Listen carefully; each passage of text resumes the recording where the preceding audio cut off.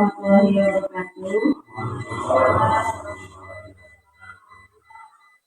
Alhamdulillah, puji syukur kita panjatkan kehadirat Allah Subhanahu wa Ta'ala. Pada hari ini kita bisa berkumpul dalam salawat beserta salam, semoga tetap tercurahkan kepada baginda kita Nabi besar Nabi Muhammad SAW. Yang terhormat Bapak Kepala SMP Negeri 3 Cidaun, yang terhormat Bapak Ibu Guru beserta KPU. Pada hari ini kita berkumpul dalam acara penyampaian materi mengenai diseminasi budaya positif, sekaligus kita melaksanakan diskusi mengenai keyakinan kelas dalam rangka aksi nyata CGP Angkatan 11 oleh Ibu Nur Fitri Astuti SPD. Untuk susunan acaranya, izinkan saya membacakan susunan acara pada hari ini. Yang pertama yaitu pembukaan, yang kedua sambutan dari Bapak Kepala SMP Negeri 3 Cidaun, kemudian kegiatan inti, yang keempat tanggapan dan tanya jawab, dan yang terakhir penutup. Untuk kegiatan acara yang pertama yaitu pembukaan, mari kita sama-sama buka acara ini dengan mengucapkan bismillah bersama-sama. Bismillahirrahmanirrahim. Kemudian untuk acara yang kedua yaitu sambutan yang akan sambutan oleh Bapak Kepala SMP Negeri 3 Cidaun. Kepadanya yang terima kasih untuk pembuat acara. Assalamualaikum warahmatullahi wabarakatuh. Bapak, Ibu Guru SMP Negeri 3 yang saya hormati dan saya banggakan. Alhamdulillah hari ini Senin, di antaranya rekan kita Ibu Nur Fitri Astuti akan melaksanakan suatu kegiatan dari program calon guru penggerak. Mudah-mudahan hari ini beliau lancar dalam menyajikannya dan diharapkan untuk mampu dengan sempurna penyajiannya, dan kami Kepala Sekolah SMP Negeri 3 Cidaun sangat memfasilitasi untuk kemajuan guru-guru di sekolah kami. Kemudian Bapak Ibu Guru, terima kasih atas kehadirannya untuk bersama-sama menyimak dan saling sharing dalam ilmu pengetahuan. Dan mungkin saya ucapkan juga terima kasih kepada guru penggerak dari SMP Negeri 3 Cidaun yang sekarang sudah menjadi fasilitator dalam kegiatan awan penggerak. Itu diantaranya kebanggaan kami sebagai Kepala SMP Negeri 3. Diantaranya dari tahun ke tahun ada kemajuan, dapat mengikuti program daripada regulasi yang dicanangkan oleh pemerintah. Dan hari ini Ibu Fitri Astuti akan membawakan dalam konteks diseminasi budaya positif. Nah, ini bagian sub dari materi yang ditugaskan oleh Bu Fitri. Pesan saya kepada Ibu, mudah-mudahan hal-hal yang menjadi program adalah dapat menjiwai dari program tersebut, sehingga ini menjadi refleks, menjadi kebiasaan, bisa dilaksanakan dalam kehidupan sehari-hari dan dalam proses kegiatan belajar mengajar. Juga intinya dapat berdampak positif terhadap sekolah daripada yang didapat ilmu yang didapat oleh ibu. Dan untuk rekan-rekan guru kepala sekolah yang kebetulan hari ini ada hadir mengikuti live di SMP Negeri 3. Nah, inilah yang bisa kami persembahkan di SMP Negeri 3 Cidaun yang sangat sederhana ini. Ini saya ucapkan banyak terima kasih juga. Guru-gurunya sangat mendukung terhadap berbagai kegiatan sekolah penggerak. Ini kebetulan kami sekolah penggerak dan juga kegiatan di guru program dalam Kombel SMP Negeri 3 Cidahu. Ibu Fitri, mudah-mudahan hari ini Ibu bisa lancar dan selanjutnya bisa mengikuti program dan menyelesaikan tugas-tugas yang diberikan. Terima kasih semuanya. Wassalamualaikum warahmatullahi wabarakatuh. Terima kasih kepada Bapak Kepala Negeri 3 Cidahu yang telah menyampaikan sambutannya. Berikutnya kegiatan inti yang akan disampaikan oleh Ibu Nurfitri SPS kepadanya. Saya persilakan.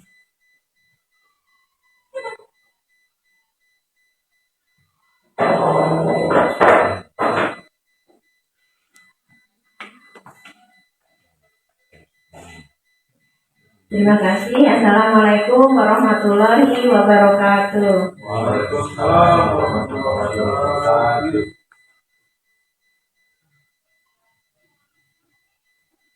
Selamat pagi Bapak Ibu Guru. Ya, Pak? Masih semangat? Semangat. Oke, bismillahirrahmanirrahim.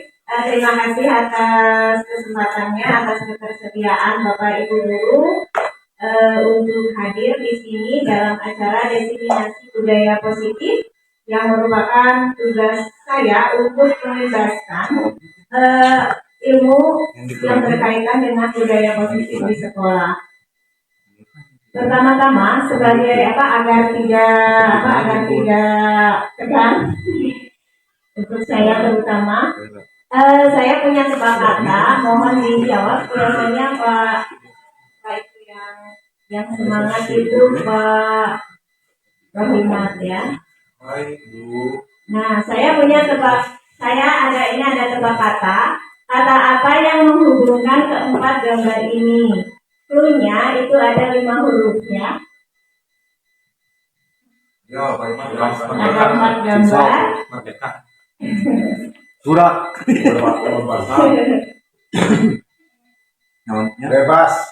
Bebas. Ada lagi? Senang. 5 huruf ya. Bebas.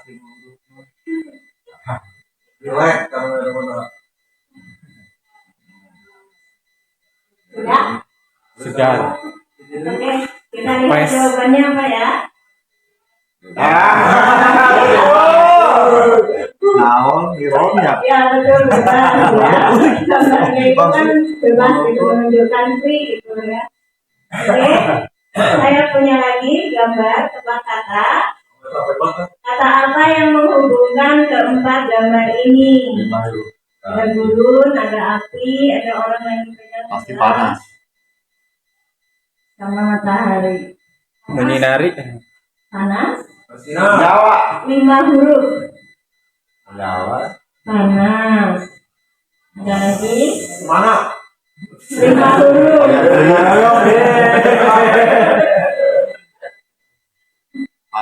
5 huruf. Panas. Cerah. Ya jelas cerah. Panas. Ya. Tukang TTS lo bari salah. Satu lagi ya. Satu lagi. Tebak kata. Kata apa yang menghubungkan keempat gambar ini? 8 huruf. Ada layar. Banyak orang. Diskusi 8 huruf. Ya. Ada lagi? Belum. Kelompok mikir dulu.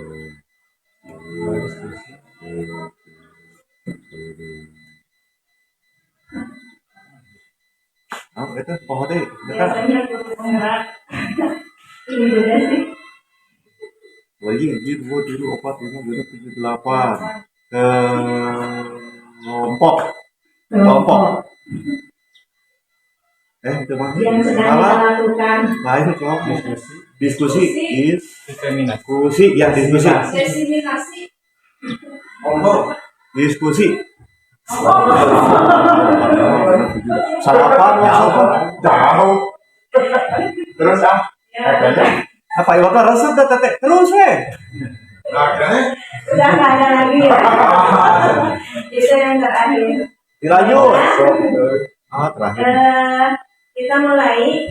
Jadi pada kesempatan ini, pada intinya yang akan disampaikan adalah perubahan paradigma belajar.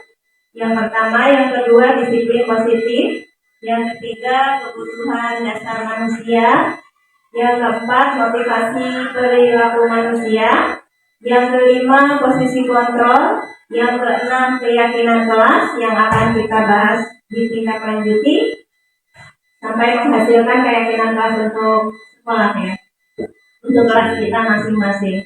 Dan yang terakhir adalah segitiga restitusi. Yang pertama adalah perubahan paradigma baru.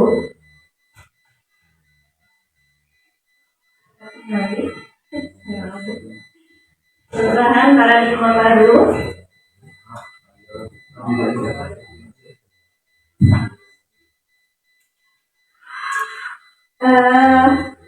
yaitu bahwa pembelajaran dengan paradigma baru dirancang berdasarkan prinsip pembelajaran yang terdiferensiasi, sehingga setiap siswa belajar sesuai dengan minat dan bakatnya, sesuai dengan kebutuhannya dalam perkembangannya, yaitu untuk mewujudkan profil pelajar Pancasila. Jadi di sini menurut paradigma baru belajar ini, jadi posisi guru itu sebagai kontrol posisi kontrol ya, sebagai fasilitator. Jadi kalau misal seperti petani itu kalau dia sedang menanam tanaman, dia tidak bisa memaksa padi untuk tumbuh menjadi jagung. Begitu juga sebaliknya tidak bisa memaksa jagung untuk tumbuh menjadi padi ya. Jadi tugas petani itu bagaimana merawat jagung itu agar tumbuh subur, bagaimana menyediakan tanahnya, bagaimana menyediakan pupuknya, sehingga hasilnya jagungnya itu lebat dan buahnya dan menghasilkan yang maksimal gitu ya. Sama juga seperti guru juga seperti itu sebenarnya. Jadi kita itu hanya membimbing saja, kita tidak bisa memaksa minat anak itu kemana, itu nggak bisa. Jadi kita hanya bisa membimbing, bakatnya kemana dibimbing. Kayak kita lagi membimbing anak kecil yang lagi diajar jalan gitu ya, diajar jalan. Di sebelah kiri misalnya ada sungai, nah kita mau menggiring agar si anak itu tidak masuk ke sungai gimana, agar selamat. Nah sama tujuan guru juga seperti itu, membimbing minat bakat siswa agar mencapai kebahagiaan ya, keselamatan dan kebahagiaan. Selanjutnya adalah yang ketiga, disiplin positif. Dalam budaya kita, maka makna kata disiplin itu dimaknai menjadi sesuatu yang dilakukan seseorang pada orang lain untuk mendapatkan kepatuhan. Jadi kita cenderung menghubungkan kata disiplin dengan ketidaknyamanan. Jadi yang kita pahami ya selama ini, disiplin itu gimana caranya agar si anak itu patuh dengan apa yang kita inginkan. Jadi yang anak rasakan itu nggak nyaman gitu. Itu sementara yang diinginkan oleh pendidikan ya, berkaitan dengan budaya positif, disiplin itu sebagai pendidik tujuannya kita adalah menciptakan anak-anak yang memiliki disiplin diri sehingga mereka bisa berperilaku dengan mengacu pada nilai-nilai kebajikan universal dan memiliki motivasi intrinsik. Jadi disiplin mematuhi peraturan itu karena kesadaran, bukan paksaan dari luar. Jadi dia sendiri yang menyadari. Seperti kalau kita puasa itu walaupun tidak ada yang mengontrol, kita tetap ada minuman, tapi kita nggak mau minum karena ada motivasi kita. untuk diterima Tuhan gitu ya pahalanya. Nah seperti itu motivasinya itu muncul. Jadi tugas guru itu bagaimana sih untuk melahirkan murid yang memiliki motivasi disiplin itu dari diri sendiri gitu ya, bukan dipaksa. Kemudian kebutuhan dasar manusia yang ketiga itu ada 5 kebutuhan dasar manusia, yaitu bertahan hidup, kasih sayang dan rasa diterima, penguasaan, kebebasan dan kesenangan. Ini kebutuhan dasar ini menjadi patokan kita saat kita mau merestitusi anak. Jadi anak melakukan kesalahan itu kita analisis kebutuhan apa sih yang belum dia penuhi gitu ya. Jadi anak itu melakukan kesalahan itu karena dia ingin memenuhi kebutuhan dasarnya. Contohnya misalnya bertahan hidup. Ada anak kemarin itu di sekolah kita ya, kelas 9 dan kelas 8 ada laporan melakukan pemalakan ke kelas 7, malak. Nah di situ kita harus cari tahu dulu kebutuhan dasar apa ya yang dia butuhkan, yang dia penuhi gitu sampai dia malak. Oh bisa jadi itu bertahan hidup, mungkin karena lapar tidak bisa atau di rumah mungkin karena belum makan, atau bisa juga uang jajannya malah habis untuk beli pulsa ya. Jadi di situ dengan tahu kebutuhan dasarnya mudah untuk kita merestitusi anak ya. Kemudian kebutuhan kasih sayang dan rasa diterima. Ada kan anak yang di kelas itu cici ya, cici sendiri gitu, merasa takut. Nah berarti itu si anak itu kurang kasih sayang. Tugas kita bagaimana agar si anak yang tidak pedean itu memiliki bisa diterima oleh kelompok lain dalam kelompoknya itu. Contoh lainnya misalnya si anak itu bukan datang terlambat.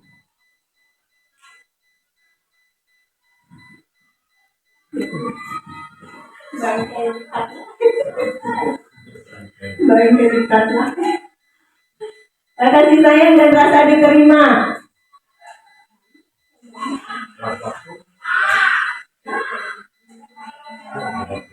Ya, si anak bisa jadi ya, pas guru belajar dia tidur gitu, atau cuek gitu ya. Mungkin dia ingin ditegur oleh gurunya, ingin disapa gitu ya. Kemudian penguasaan itu bisa, saya bisa, oh saya bisa. Nah, biasanya kalau misalnya ada anak yang nilainya tinggi, kemudian dia ngehina anak yang nilainya rendah. Ini kamu nilainya 60 atau 90 loh, gitu kan?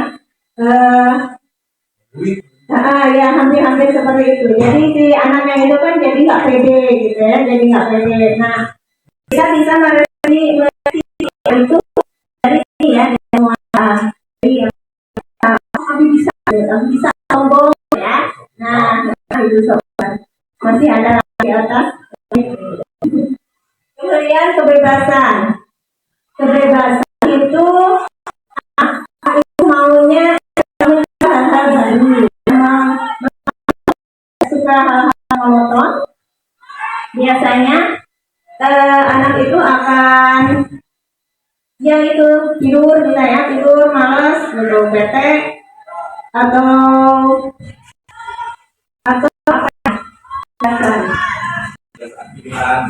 ya itu melakukan kesannya itu berupa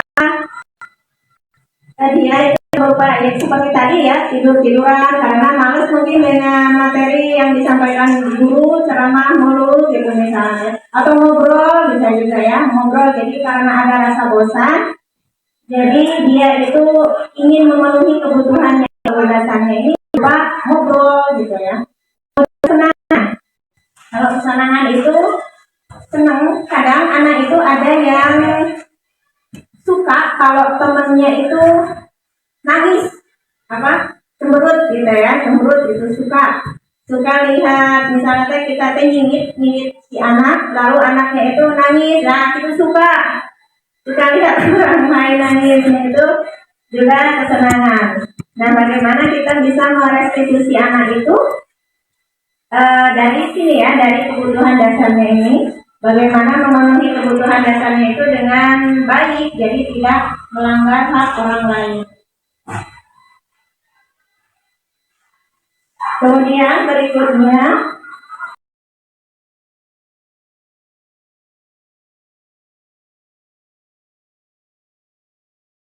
motivasi perilaku manusia. Manusia itu berperilaku itu karena ada motivasi tertentu ya. Ada motivasi, jadi ada tujuan. Motivasinya itu bisa ekstrinsik dan bisa intrinsik. Nah, yang diharapkan oleh pendidikan nasional Indonesia itu bagaimana anak itu berperilaku atau memiliki disiplin positif itu karena motivasi intrinsik, ya, bukan ekstrinsik. Kalau yang ini, motivasi perilaku manusia merupakan dorongan yang timbul pada diri seseorang secara sadar atau tidak sadar untuk melakukan suatu tindakan dengan tujuan tertentu. Ada 3 tingkatan. Yang pertama, manusia melakukan sesuatu itu karena menghindari ketidaknyamanan dan hukuman. Contohnya yaitu murid melakukan disiplin diri karena ia takut dihukum. Nah, ini merupakan motivasi ekstrinsik ya. Jadi murid memakai sepatu karena takut dihukum. Atau kita menggunakan helm saat berkendara takut ada polisi. Itu masih termasuk motivasi ekstrinsik. Harusnya bagaimana?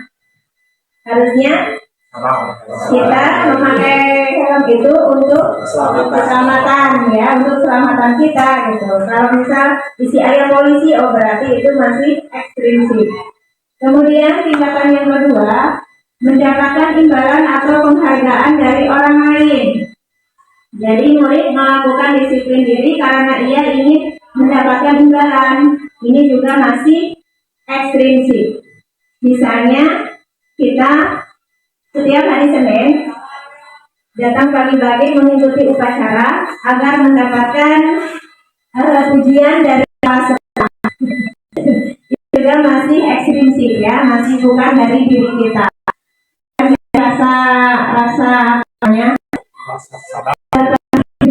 Rasa sadar dari diri kita. Yang diharapkan yang ini, yang ketiga, menghargai nilai-nilai kebajikan dari diri sendiri, yaitu murid melakukan disiplin diri karena sadar akan nilai kebajikan dirinya. Nah, ini merupakan motivasi intrinsik ya. Berikutnya,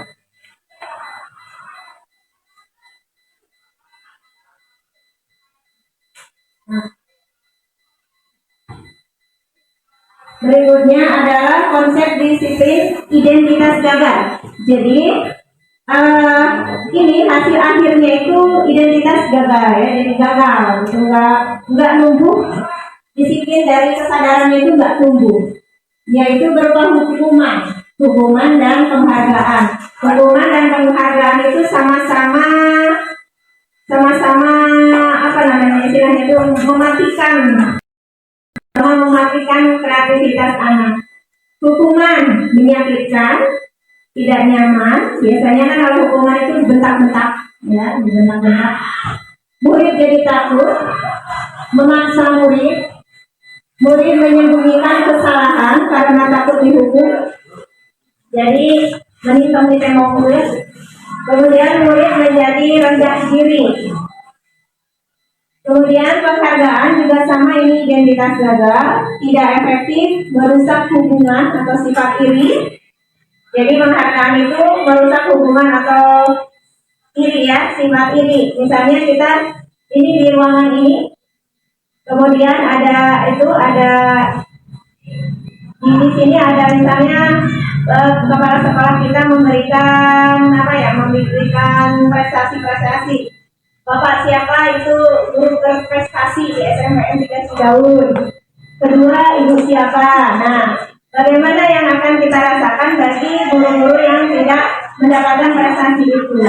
Pasti ada rasa di HTN ya, pasti ada rasa kayak gitulah, sedih gitu, amok gitu, terus nanti akan memunculkan bener padahal si eta makil nanti akan mengorek-ngorek kelemahannya gitu ya, padahal manusia kan memang tidak sempurna. Penghargaan juga seperti itu ya, jadi tidak ini efeknya tidak baik, mematikan kreativitas, menghubung dengan sistem ranking, merampas hak untuk menghargai dirinya. Berikutnya, nah ini yang diharapkan konsep disiplin identitas sukses. Ini frekuensi yaitu kalau 5 posisi dulu itu 5 posisi awal itu bagaimana yang ini ya. Hubungannya antara apa yang harus berarti apa yang harus dijalani dengan hukumannya. Kalau konsekuensi itu masih ada hubungannya. Kemudian restitusi, ini adalah identitas sukses.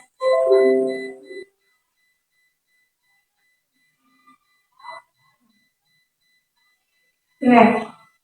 Konsekuensi penguatannya jangka pendek, perlu monitoring, jadi harus memonitor, perlu monitoring berkelanjutan. Misalnya anak terlambat masuk kelas bahasa Indonesia.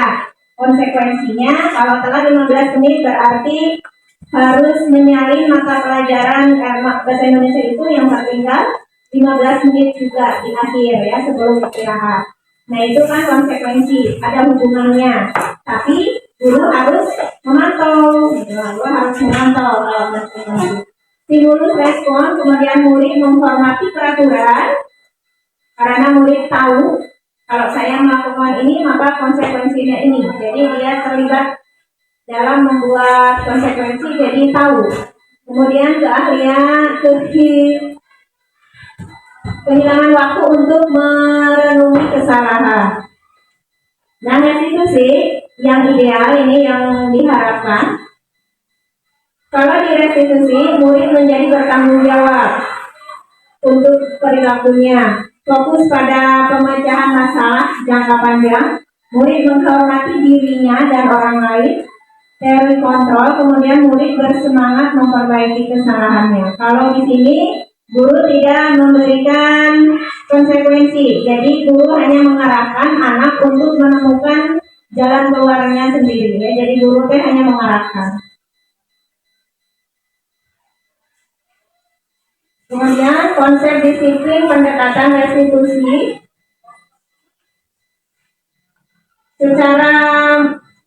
sebuah cara menanamkan disiplin positif pada murid. Jadi pengertian restitusi ini menurut Bosen adalah proses menciptakan kondisi bagi murid untuk memperbaiki kesalahan mereka sehingga mereka bisa kembali pada kelompok mereka dengan karakter yang lebih kuat.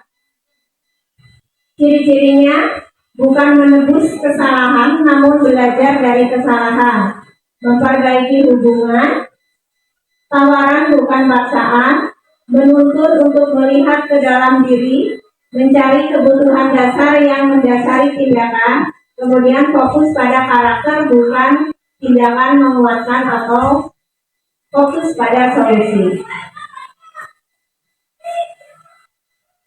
Berikutnya, perbedaan antara hukuman, konsekuensi, dan restitusi. Jadi tadi sudah disampaikan bahwa yang diharapkan itu setidaknya guru itu ini ya di posisi ini, konsekuensi dan restitusi. Jadi hindari hukuman. Contoh kasus, siswa sering tidak mengerjakan PR. Kalau hukuman, guru menghukum siswa tersebut hormat bendera selama 10 menit. Jadi nggak nyambung ya kalau hukuman itu antara tidak mengerjakan PR dengan memberi hukuman menghormat bendera. Jadi tidak ada keterkaitan. Guru marah dan murid menjadi takut. Kalau hukuman guru bentak-bentak gitu ya. Nah kalau konsekuensi, guru memberikan konsekuensi untuk mengerjakan mengerjakan PR-nya saat istirahat atau dikerjakan sebanyak 3 kali lipat. Jadi ada rasa tidak nyaman ya, tapi ada keterkaitannya dengan kasusnya itu, dengan kesalahannya. Guru tegas dan siswa menghormati peraturan. Nah, kalau restitusi, guru menanyakan keyakinan kelas. Jadi di kelas ada keyakinannya dulu, keyakinan kelas atau keyakinan dirinya, dan membantu siswa menyelesaikan masalahnya. Jadi guru itu hanya bimbing aja ya. Jadi kamu karena ini harus ini. Jadi enggak gitu. Jadi guru itu, kamu kan melakukan masalah ini, ada enggak jalan keluarnya? Coba. Jadi si anak ya yang menemukan sendiri. Oh ini saya akan ini. Nah kalau guru bisa juga mengarahkan lagi bagaimana kalau seperti ini. Jadi bisa menawarkan ya, bisa menawarkan jalan keluar itu bisa. Tapi tidak apa namanya, tidak menarik. Guru terbuka dan siswa menghormati dirinya dan orang lain. Nah, di sini ada 5 posisi kontrol guru, yaitu penghukum, pembuat rasa bersalah. Pembuat rasa bersalah itu misalnya kalau penghukum itu sentak-sentak ya. Kalau pembuat rasa bersalah itu, kok kamu seperti itu terus sih, kok kamu tiap hari bawa topi hitam itu kan, oh, kamu tuh kasihan sama ibu, itu udah tahu kamu. Kalau nanti dimarahin kepala sekolah gimana, nah, gitu ya. Ini membuat gimana si anak itu merasa bersalah, merasa diri, merasa tidak payah gitu ya. Gitu. Nah, kalau yang itu teman, biasanya itu si guru, biasanya guru itu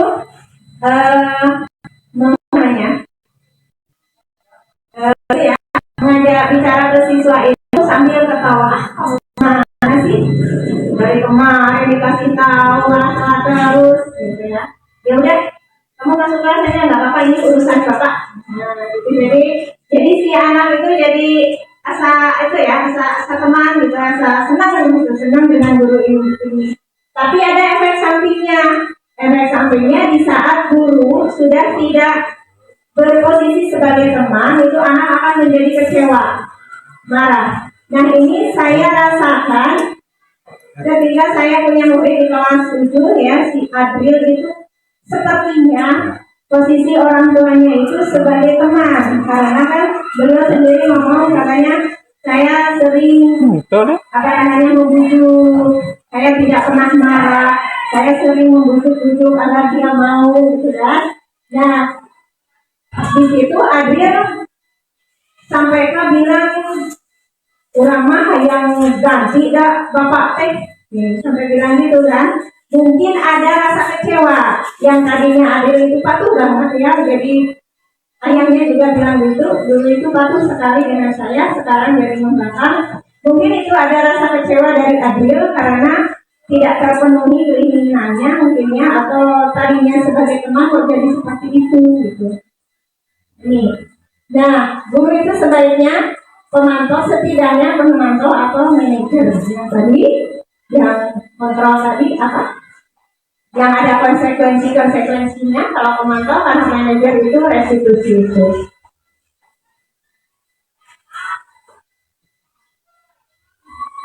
Contoh penerapan 5 posisi kontrol.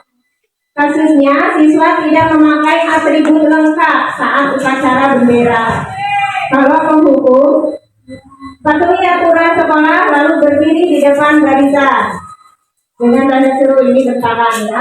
Kalau pembuat rasa bersalah, berapa kali ibu guru harus memberitahu kamu, ibu kecewa sama kamu gitu ya, kalau merasa bersalah. Kalau teman, ayolah jangan tertib, buat ibu bangga, kali ini tidak apa-apa salah. Kalau sebagai pemantau, kamu sudah melanggar apa peraturan dan konsekuensinya. Nah ini ada aturan, ada konsekuensinya, dan si anak saya tahu ya. Oh kalau tidak pakai atribut lengkap berarti konsekuensinya saya harus apa gitu. Karena sudah tertulis ya, jadi tahu. Kalau manajer Apakah kamu tahu kesalahanmu? Nah, ini kira-kira bagaimana kamu akan memperbaiki kesalahan ini? Jadi jadi itu menemukan diri dari bukan guru mah cuma nanyakan kayak gini. Kira-kira bagaimana kamu akan memperbaiki kesalahan ini? Jadi cukup gitu ya. Kalau misal jawaban si anak belum tepat, nah guru bisa memberikan tawaran. Bagaimana kalau gini misalnya. Nah sekarang kita ke keyakinan kelas. Keyakinan kelas bagaimana pembentukan kelas. Keyakinan kelas itu cenderung lebih abstrak daripada peraturan, berupa pernyataan universal, dibuat dalam bentuk kalimat positif, jadi tidak ada kata larang, tidak ada kata jangan, ya. Jadi harus positif, sedikit ya agar mudah diingat. Jadi karena keyakinan kelas itu masih bersifat umum ya, umum, jadi mewadahi semua hal. Jadi misalnya cukup 3 aja biar anak itu ingat. Sesuai dengan kondisi kelas dan sekolah agar mudah diterapkan. Kemudian semua warga kelas atau sekolah dilibatkan dalam membuat keyakinan kelas.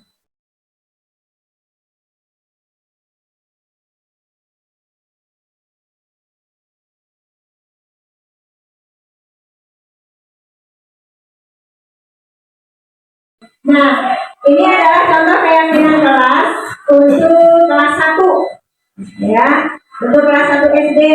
Jadi sederhana tapi mengena. Ini punya orang ya. Setiap anggota kelas perlu belajar. Setiap anggota kelas perlu senang. Setiap anggota kelas perlu melakukan tugas. Ini kewajiban berarti ya. Setiap anggota kelas perlu saling menghargai. Dan setiap anggota kelas perlu merasa aman. Ini berarti bebas dari pembulian. Ini contoh keyakinan kelas untuk kelas 1. Ini contoh keyakinan kelas yang kelas 5. Seperti ini. Ini kelas 5. Selalu bersikap positif. Senantiasa menjadi diri terbaik. Percaya dan menghormati orang lain serta barang miliknya. Berkomitmen terhadap setiap tugas, senantiasa membantu. Ini yang kelas 5.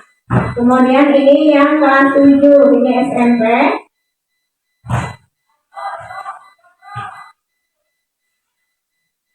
Ya, ini yang SMP. Jadi kalau yang SMP itu yang besar-besar ini kan nilai kebajikan ya. Kebajikan teh sepisan. Kebajikan universal itu kan banyak banget, ada yang menghormati, bekerja keras, saling menyayangi, saling menghargai, toleransi.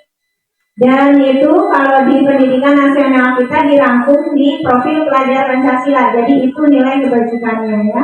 Ada yang beriman dan bertakwa kepada Tuhan Yang Maha Esa dan berakhlak mulia, itu yang dimensi itu. Lalu berkenakan global, bergotong royong, mandiri, bernalar kritis dan kreatif. Nah itu nilai kebajikan yang dituju ya. Jadi keyakinan kelas kita itu tidak boleh jauh-jauh dari situ ya. Setidaknya dari situ gitu nilainya. Karena tujuan akhirnya itu kan pendidikan pembelajaran yang berpihak pada murid ya. Dimana posisi guru itu menghamba pada murid gitu.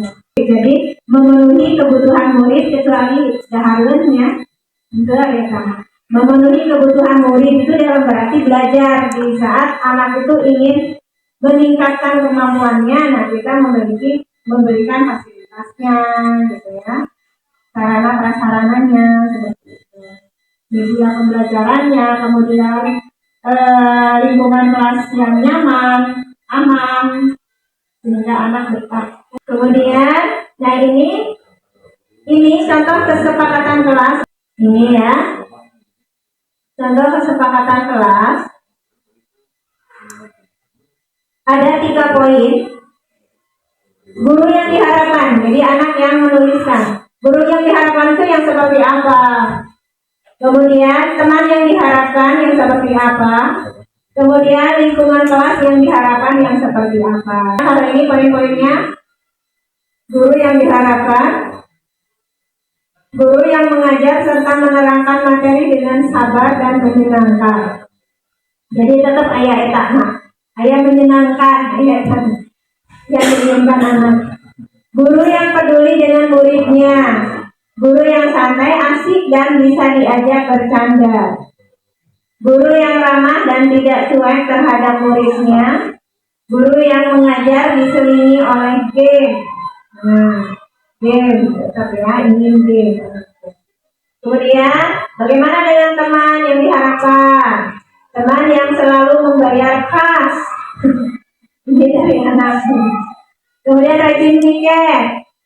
Teman yang baik, seru, mudah bergaul, perhatian, asik, dan bisa menjaga perasaan teman lainnya. Teman yang punya 5 love language. Apa itu? 5 love language. Bahasa cinta. 5 bahasa cinta. Senyum sapa. Senyum sapa. Salam. Senyum sapa, santun. Sopan ya. Senyum dulu baru salam ya. Baru sapa, sopan, santun. Kemudian yang ketiga, lingkungan kelas yang diharapkan. Bersih, sejuk, dan rapi. Suasananya tenang dan tidak terlalu berisik, seru dan kompak.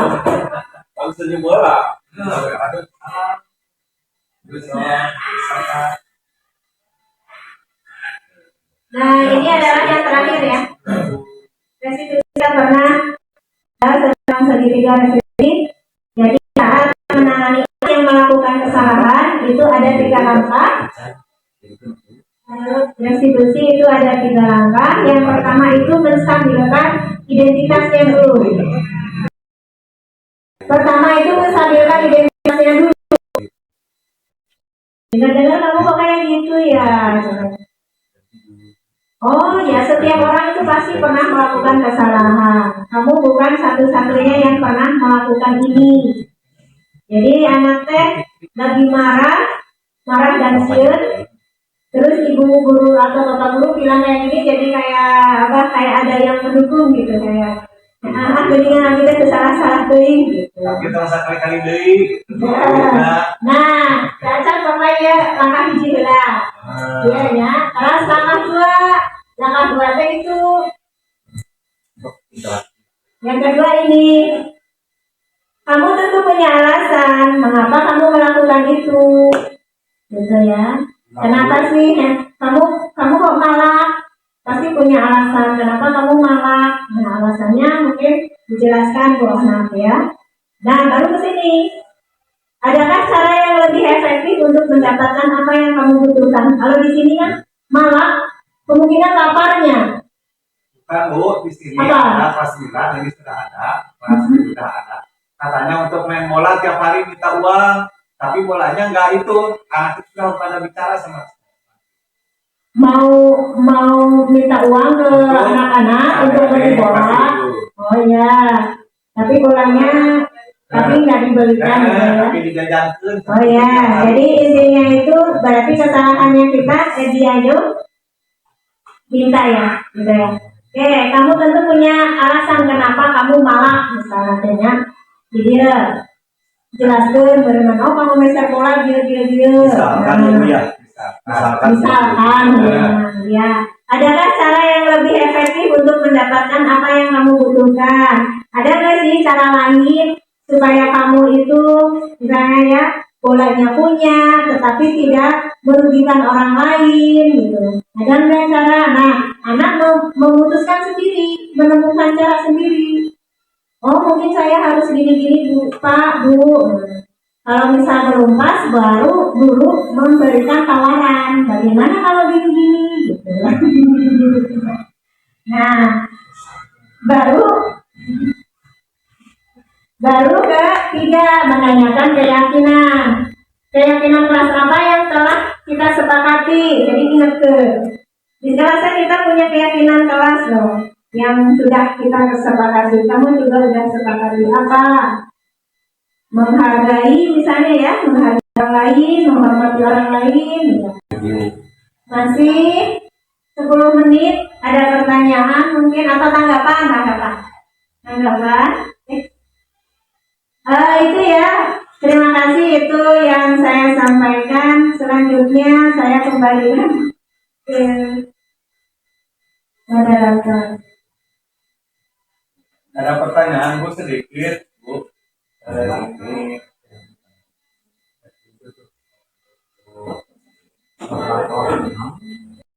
Terima kasih kepada yang sudah menyampaikan materi ya. Awal ini bermanfaat untuk kita untuk kita kan secara adil di lapangan untuk kemajuan pariwisata ya. Ada 3 poin penting tadi yang kita dapatkan. Yang pertama, bagaimana posisi kontrol kita sebagai guru yang tepat itu yang mana gitu ya. Minimal ya, kita bisa menjadi seorang pemantau atau bahkan lebih baik sebagai manajer. Kemudian bagaimana menerapkan keyakinan kesepakatan kelas dan juga keyakinan kelas, dan yang terakhir adalah penerapan segitiga restitusi.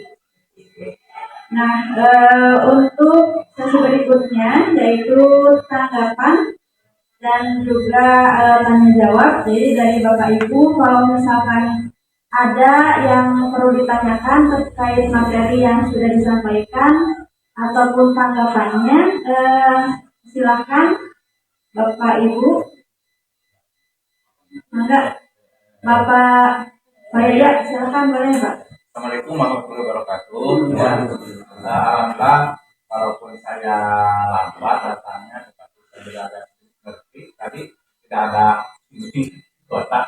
Nih untuk kesepakatan kelas. Sementara kan waktu pertama masuk ke anak, atau saya 9B, saya membuat kesepakatan kelas. Di antaranya bla bla bla sudah ada ya. Nah, ada pertanyaan dari anak, Pak, bagaimana ini kesepakatan saya sebelah anak? Terima kasih Pak Yaya. Ini momennya adalah momen kita untuk apa ya, mendukung ke program ini. Jadi kalau pertanyaannya di sana itu adalah kesepakatan kami kalau program ini. Andai kan terjadi seperti itu, misalkan seperti itu, dalam kenyataannya kalau kita kompak hari juga hadir semua. Ya, jadi tidak mendiskreditkan, tidak terlalu berfokuskan. Itu mungkin hal-hal yang kelalaian manusiawi lah. Kalau ada sekolah di rumah, bahkan kadang-kadang guru-guru kumpul di sini guru tidak hadir, tapi kan kita tidak merasa itu seperti apa. Ya, jadi tidak terfokus ke situ. Itu adalah kesepakatan kami di sini sebagai kepala sekolah. Ya, jadi buku itu tidak mungkin menjangkau ke sana. Karena ini pelayanannya itu harusnya pribadi saja dengan kami. Ada toleransi dulu itu bagaimana. Jangankan di kelas guru penting saja tidak ada. Kadang-kadang guru kumpul juga tidak hadir. Harus dipilih. Itu hati urusannya. Ya, jadi tidak masuk di program sini. Ikat saja yang tadi kalian. Masuk saja ikat. Pertanyaannya. Jadi kami ingin menjurusan sini lagi dengan siswa. Ya, nah itu jadi omongan saya ini tidak berarti dan juga dikat. Nanti akan dilanjut lagi ke jawabannya. Nah ini mungkin bisa off lagi nanti ngomong saya ini di podcast. Jadi untuk hal-hal tersebut bisa dikontribusikan dengan sekolah kembali dan membuat kesepakatan. Ada penemuan-penemuan yang selamanya update temuan tersebut. Bahkan kadang-kadang ada kekurangan dalam kesepakatan yang telah dibuat, bisa direvisi kembali. Itu Pak Yaya, tentang disiplin. Nanti kan kita ada kesepakatan orang tua dengan sekolah. Itu saja mungkin ya, Bu Fitri bisa ditambahkan. Terima kasih, kalau tidak apa-apa, itu sebagai jawaban. Coba dari Bapak Ibu guru lain, mudah-mudahan ada sanggahan dari masalah disiplin positif siswa, tambahan saja, sanggahan. Tambahannya bagaimana, anggap saja ini adalah kesempatan guru. Maka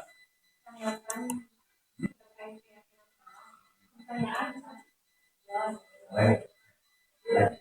Nah, boleh diulang lagi.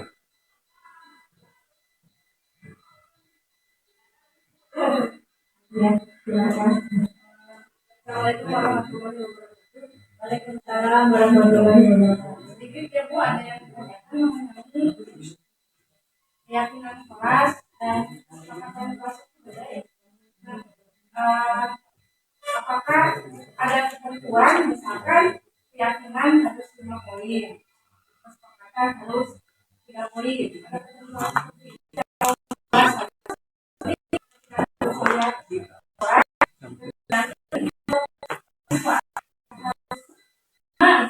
atau nanti saya sebagai wali kelas misalkan mengikuti dari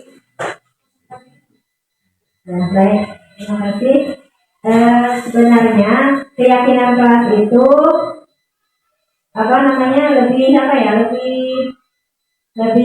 lebih meluas gitu ya, lebih luas menjangkau semuanya. Jadi otomatis poinnya itu sedikit. Jadi kalau bisa jangan banyak-banyak seperti tadi itu kan yang dicontohkan 3 gitu ya, 3, tapi itu menjangkau ke semuanya. Nah itu untuk keyakinan kelas. Nah kalau kesepakatan kelas itu boleh banyak gitu kan. Sebenarnya semuanya sih dari anak-anak sebenarnya ya, semuanya. Keyakinan kelas oke anak-anak, kesepakatan oke anak-anak gitu ya. Kalau kesepakatan kan lebih kita bisa melihat langsung, misalnya tuh datang tepat waktu gitu ya. Jadi lebih operasional. Katingali langsung datang tepat waktu, mengembalikan barang yang sudah dipinjam, kembalikan lagi. Terus apa lagi ya? uang sampah pada Iya, membuang sampah pada tempatnya. Kemudian yang tadi itu apa? Membayar iuran tepat waktu, ya iuran kas kelas. Nah, seperti itu. Ya, itu mas boleh banyak. Tapi kalau misal anak-anak itu sama jawabannya kita ambil satu gitu ya. Dari misalnya si A B C T ngomongin masalah iuran, berarti kan kita ambil satu aja gitu ya. Jadi lebih rinci ya. Nah mungkin supaya kita memiliki waktu yang cukup singkat, karena itu sebenarnya seminggu ya. Proses pembuatan keyakinan kelas itu sebenarnya seminggu kalau benar-benar diterapkan. Ada yang yang terlihat tidak terlihat terdengar, nah, seperti itu.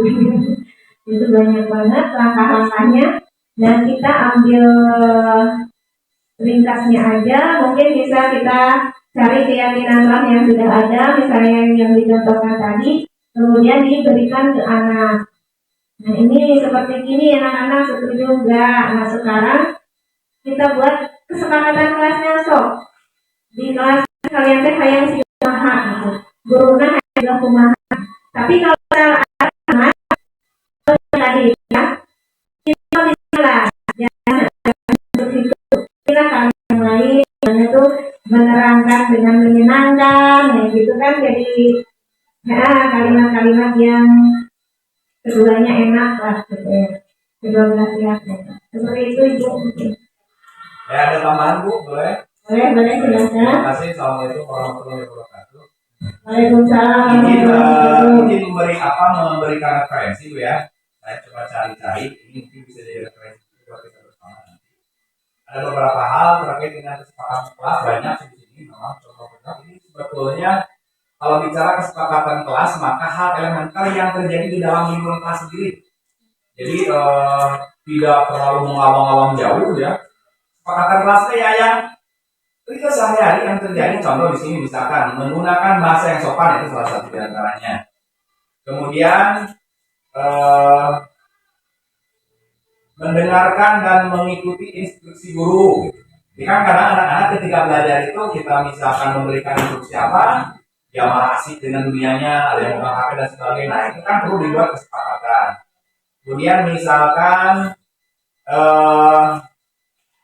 jadi kalau terkait dengan fisik misalkan menghindari perkelahian fisik, kemudian bersedia dan siap bila sewaktu-waktu ditunjuk guru. Jadi kan anak kadang-kadang atau peserta ini kadang-kadang ketika disuruh itu kan jika monyet gitu nya di bawah kelapa. Nah itu sepakati gitu misalkan. Itu kita sepakati sekarang ketika misalkan kamu atau siapa ditunjuk harus presentasi ke depan, kamu harus mau sepakati bersama. Jadi sebetulnya hal-hal elementer yang terjadi dalam kehidupan sehari ketika KBM, ya, kegiatan belajar mengajar di kelas, hal yang simpel gitu ya, yang perlu disepakati bersama-sama. Barangkali bukan saya menyimpulkan Bu ya, bukan termasuk menyimpulkan, tapi berbeda referensi yang lain. Karena hal-hal semacam itu mungkin yang perlu disepakati dengan peserta didik. Gitu. Misalkan ada lebih banyak sih Bu ini. Bisa bereferensi belajar. Banyak ya referensi ini bisa didiskusikan nanti. Era formal juga kan itu sebetulnya sangat mudah sekali nantinya. Apalagi sekarang mungkin beberapa hari ada kajian tentang ini, jadi cepat kayaknya nanti kalau kita sepakat bersama tidak menjurus secara personal, tapi lebih kepada hal-hal yang terjadi di kelas. Tambahan mungkin nanti bisa dibicarakan bersama untuk mencari contoh-contoh terkait kesepakatan kelas. Bisa ya Bu, terima kasih. Waalaikumsalam warahmatullahi wabarakatuh. Baik, terima kasih atas tambahannya Pak Bapak. Memang betul ya untuk kesepakatan kelas itu memang apa yang bisa kita lakukan di kelas ya, yang bisa kita terapkan, komitmen-komitmen yang bisa kita lakukan gitu ya di kelas. Seperti itu. Dan itu sih idealnya memang anak yang membuat gitu, anak yang membuat dan kita mengarahkan dia, si anak itu merasa ikut membuat peraturan, jadi akan malu sendiri kalau mereka itu melanggar gitu ya, malu sendiri karena terlibat seperti itu. Ibu boleh ada tambahan lagi Bu, contoh dan misalkan ada konsekuensi dari kesepakatan itu, tapi dibuat secara bersama juga. Contoh misalkan ketika dia melanggar item-item yang sudah disepakati bersama, contoh dia mendapat peringatan lisan, kemudian melakukan tugas pikir tambahan. Kalau dia misalkan pemilih tambahannya hari Senin, misalkan dia datang pikirnya ternyata melanggar item yang sudah disepakati, ada konsekuensi tambahan. Tapi yang tidak memberatkan gitu. Kemudian misalkan kehilangan hak memilih tempat duduk. Kalau biasanya dia tempat duduk di depan karena dia melakukan pelanggaran, misalkan melanggar kesepakatan, maka kamu pindah dulu ke belakang dan sebagainya. Kemudian buat laporan terus tentang kesalahan. Kemudian penyitaan handphone saat jangka waktu tertentu misalkan. Kemudian yang tadi juga tambahan tuh kesepakatan lain, dilarang misalkan atau menggunakan handphone dan makan di kelas ketika pemerintah sudah ada di mana. Ketika kita sedang mengajar kan jauh HPW gitu. Atau dia kadang-kadang ya, misalkan kadang-kadang bawa makanan di bawah meja gitu ya, bawah mejanya. Nah itu bisa bersama gitu. Dilarangnya diganti ya. Ya, tapi yang bahasa dilarang gitu. Ya, dengan pakai kalimat positif, misalnya tidak menggunakan HP saat belajar. Tidak makan dan minum, tidak makan dan minum ketika pembelajaran sedang berlangsung. Ya, terima kasih Pak atas tambahannya. Selanjutnya Ya, terima kasih Pak Wana, Pak Rodiman, Ibu Limas, Pak Yuyus, Pak Yaya juga atas tambahan-tambahannya.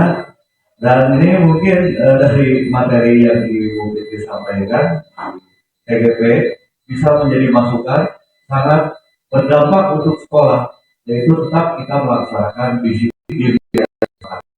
Nah, itu banyak hal yang nanti membuat kesepakatan di sini jadi kesepakatan.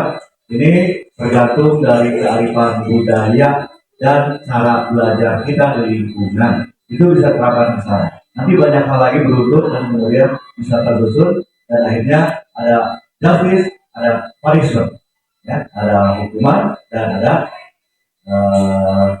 imbalan. Tapi hukuman bersifat positif. Nah, Baik, Bapak Ibu, alhamdulillah rangkaian acara kita dari awal sampai akhir sudah terlaksana dengan baik. Mudah-mudahan sekali lagi ini bisa menjadi hal kita ya, semangat Bapak Ibu agar bisa menjadi semangat positif untuk anak-anak untuk sekolah kita ya. Amin. Untuk itu mari kita tutup kegiatan kita pada hari ini dengan mengucapkan hamdalah bersama-sama. Alhamdulillah. Sekian dari saya, terima kasih. Assalamualaikum warahmatullahi wabarakatuh. Waalaikumsalam.